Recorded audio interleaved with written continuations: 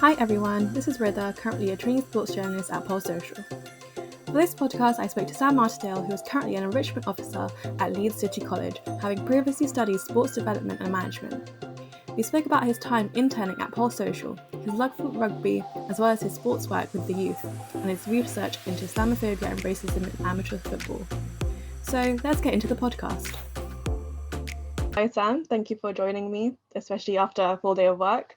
So how are you? And if you just tell us a bit about yourself and who you are. I'm fine, thank you. My name's Sam. I'm currently working and living in Leeds at Leeds City College. My role is currently an enrichment officer. So my main role is kind of organising and delivering different events across campus, different activities, different sports and other hobbies that the students have. Mainly just helping with their skill development, to help them either go into work, help them move on to the next level of their education, or either university or work, depending on what their plans are. So just making sure they've got like a good college experience alongside all of their classroom experience as well. So in 2021, you were an intern at Pulse Social as a sports development officer. So can you tell me like a bit about this? I think Marlon told me that you were successful in receiving funding for a project while you were there as well. So you can tell me about that project and like any other projects, like what you did at your time here. Yes, main thing I did was just looking for sources of funding. So for I think it was called She Gets Social. So it was an event in Tower Hamlets aimed at getting young women and girls involved in sport and physical activity again, especially after COVID, because obviously a lot of people lost those opportunities. Main thing was finding sources of funding for that, or looking for kind of sources of funding, but then also helping trying to get teams involved in a football tournament. I don't think that came through again just because of kind of restrictions to do with COVID. But yeah, they were my two roles: kind of finding people to take part in activities, and then finding sources of funding for events. Yeah. So what was your biggest takeaway from your internship? Because like I'm in week 3 now, so like do you have any advice for like the coming weeks for me, and like what do you think is the biggest thing you learned? The biggest thing I learned is probably quite specific to my role. So I mean, are you doing it as a journalist, actually? Yeah, sports journalist. So the biggest thing for me in terms of just my role in sport development was experience of getting experience of writing bids, and just like the processes that you need to go through. Because in the kind of line of work I do, we're always looking for external funding, especially being in colleges, and funding for colleges not being the greatest at the minute. So for me personally, just in my role, I know that's not much help to you as a journalist, but in terms of the internship, it's just use it as much as you can to develop any skills that you want to develop. So I went into Marlon and I kind of said I want to get experience of getting funding and that kind of stuff. And he got me it. So just anything that you think is an area of development for yourself, use this as an opportunity to develop that. Okay. So then if we move on to like you and like your sports life, you played rugby for most of your life. So I wanted to ask you, like, why did you start playing rugby, and like what has kept you playing rugby like for so long? But in terms of playing rugby, it's just been my parents. So my mum, all of her family played rugby. Her dad and her brother played rugby. And then my dad's from Wigan, which is it's massive for rugby there. It's probably the biggest sport alongside football in Wigan.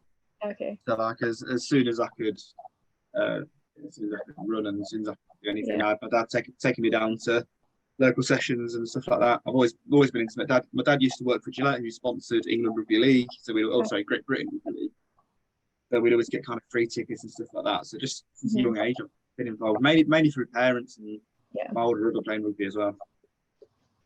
Yeah. So a lot of people say like when they get older and like they get to especially like uni, they stop playing. Like what do you think is the biggest challenge people face like once they get to like a certain age and they just stop playing? Why do you think that is? I think a big one is cost. Kind of usually the case kind of once you get past 16 is that you start paying your own fees, and these can be expensive. It's also the fact that once you kind of turn 16, you're looking at doing part-time work.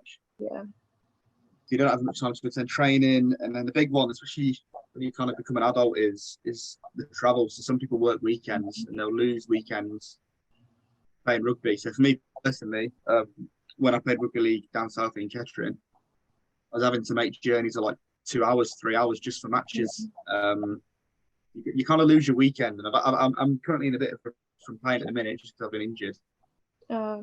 And I am enjoying the kind of free time. I can go watch games. I don't feel like rubbish the next morning. Like physically, I don't feel sore. So I think it's kind of once people experience, like some people are just do play sport just because parents make them. They might not enjoy it, but the parents do make them. So it's just the fact once they have that freedom. Yeah. Once they start earning money, or it's a lots of different things. Yeah. So then what do you think like sports clubs and like organizations can do to keep that age group playing sports? Like, do you think there's anything they can do to make it still appealing? I just think from a young age, it's not as bad in rugby, but I know in football especially, there's a massive emphasis on winning, and parents can kind of get into it too much, and coaches can kind of instill this attitude, or if you don't win, it's not worth doing it. Yeah. But just having the emphasis on fun, because the reason I stuck with rugby was because I had a good experience with a good coach, Cliff. Yeah. A lot of my long-time mates are all rugby players that we all kind of met.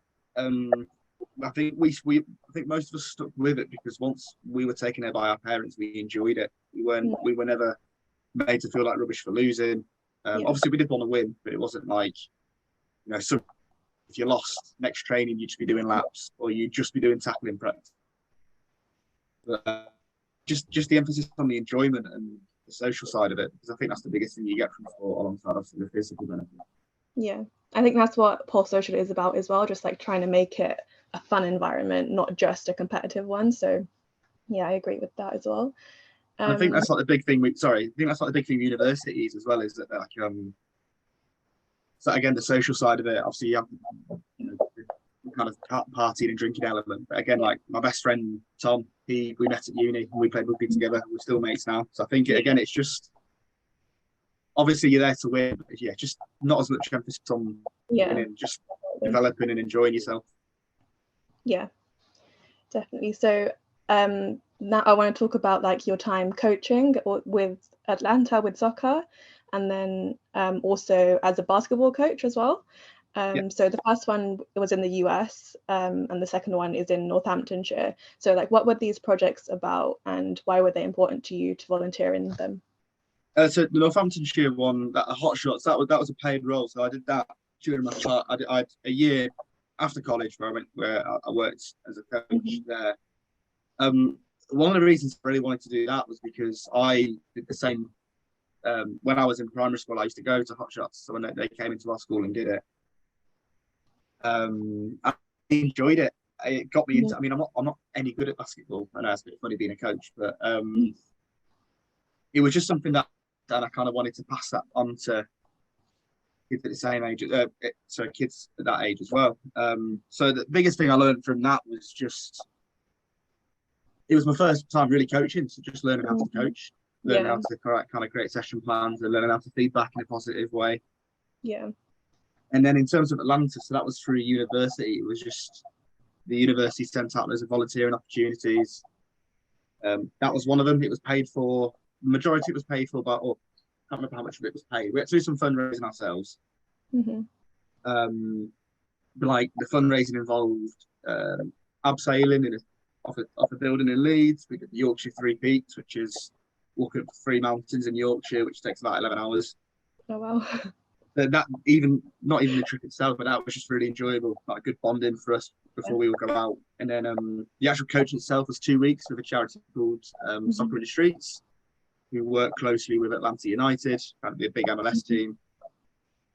And biggest thing for me was a lot of the kids there are all from very kind of diverse backgrounds. So I've had it quite, in terms of my experiences playing sport, I've never had an issue getting into sport. I've never felt like I don't belong in a certain sport.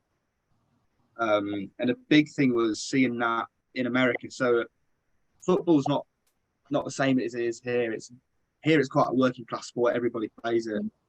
But in America, it's quite middle class. It's kind of only really played in colleges and schools. But the company had managed to kind of make soccer massive in kind of a big working class, mainly black area as well. So I just kind of learned a lot. I went with a guy called John Hall, who's an amazing football coach. And to be honest, the biggest thing I got out of that was just how much I enjoyed it. Meeting people from loads of different backgrounds, working across the area, and then we've got a lot of free time in the city as well, which is quite good. And then it's to the point. So we stayed with families when we were out there. And last summer I went back out there again, stayed with the family, met up with the coaches that I met last time, and yeah, it was just amazing. Yeah, it sounds really good. So obviously you're working with young children and like coaching young children. So how do you think initiatives like this help these young children and the overall development? Because obviously you're saying they're from like poorer backgrounds in some cases, and they wouldn't necessarily have the chance if there weren't projects like this. So how do you think it helps them in the development and overall? It kind of just it gives them, because of how the coaching was. Again, the emphasis was just getting it, learning the skills, and kind of being competitive, but just enjoying yourself. So they got hooked into the sport on that. In terms of the development, I know the charity themselves do a lot of stuff around employability. So we sat in one session when they were doing. We kind of helped out a little bit where they were doing like building their CVs, their resumes. A lot of them were people who were quite new to America as well, so they'd moved over from different countries. So it helps with their social development as well. I think I'm a massive advocate for sport with social development, with making friends and that kind of stuff. Yeah. And also just like, it helps you your perseverance. I mean, these kids obviously have a lot of resilience anyway because of struggles they face either coming from other countries or living in some of the areas that they lived in. But it just helps to build that. You're not going to be good at sport the first time you do it. You'll have to practice. You'll have to mess up. You'll have to make mistakes. And it kind of helps build that resilience to the challenges that life will throw. Yeah, definitely.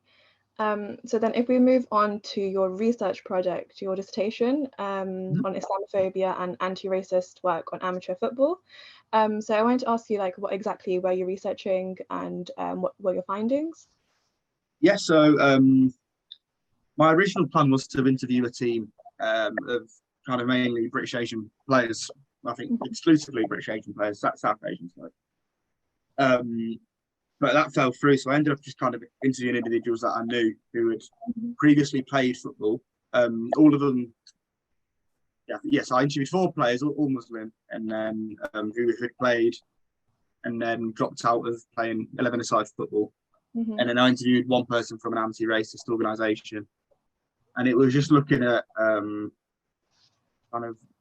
basically what abuse they got when they were playing, if they thought that their local FAs were doing anything about it. And one of the big findings was that a lot of them ended up going to play like 5-a-side or 7-a-side football because they just thought it was a bit more social. People didn't take it seriously because from what they were saying is that when people were losing or they would get tackled badly, that was when they would resort to the kind of racist abuse or the Islamophobic abuse. So yeah, one of the findings which I weren't expecting was that was the reason they were going to 5-a-side.